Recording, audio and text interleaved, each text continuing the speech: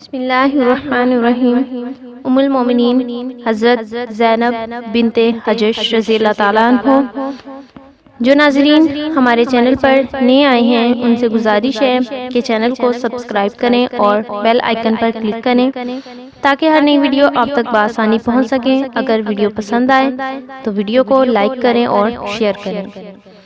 ام المومنین حضرت زینب بنت حجش رضی اللہ تعالیٰ عنہ، آپ رضی اللہ تعالیٰ عنہ کا نام زینب اور کنیت ام الحکم تھی۔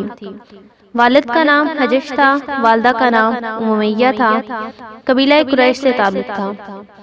حضرت زینب رضی اللہ تعالیٰ عنہ کی والدہ حضرت عبد المطلب رضی اللہ تعالیٰ عنہ کی بیٹی اور نبی اکرم صلی اللہ علیہ وسلم کی پھوپھی تھی۔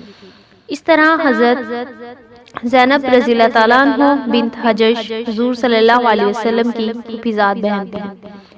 آپ رضی اللہ تعالیٰ عنہ نے ان کا نکاح اپنے آزاد کردہ غلام اور متبنہ حضرت زید رضی اللہ تعالیٰ عنہ سے کیا۔ شادی کے بعد میاں بیوی کے تعلقات خراب ہو گئے، نباہ نہ ہو سکا اور نوبت طلاق تک پہنچ سکی۔ پھر حضور صلی اللہ علیہ وسلم نے اللہ کے حکم سے حضرت زینب رضی اللہ تعالیٰ عنہ سے نکاح کیا اور اہل عرب کی اس غلط رسم کو مٹا دیا کہ منہ بولے بیٹے کی متعلقہ بیوی سے شادی نہیں ہو سکتی۔ حضرت زینب رضی اللہ تعالیٰ عنہ بنت حجش فخر سے فرمایا کرتی تھی کہ باقی ازواج کا نکاح ان کے سرپرستوں نے کیا اور میرا نکاح خود اللہ تعالیٰ نے کیا۔